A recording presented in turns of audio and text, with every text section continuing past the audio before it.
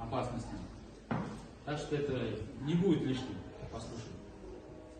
Если вы, вот, я, например, школа, если в школе находитесь, если чувствуете, толчки пошли, в первую очередь у вас должен вас контролировать это учитель.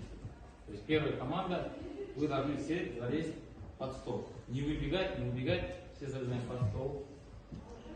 Либо опорные стены, рядом с опорными стенами. Вот такой.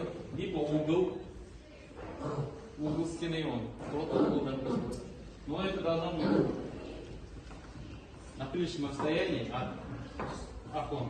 То есть, чтобы стекла во время землетрясения, стекла, когда будут биться, то есть разметаться осколки могут попасть. В первую очередь садитесь под стол.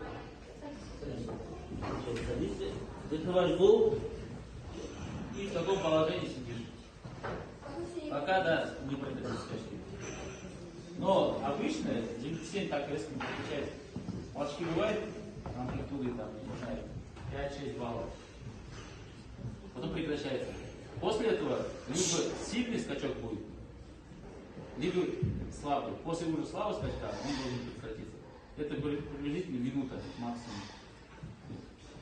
После того, как все закончилось, учитель дает команду эвакуироваться из здания. И все за учителем идете в одну колонну.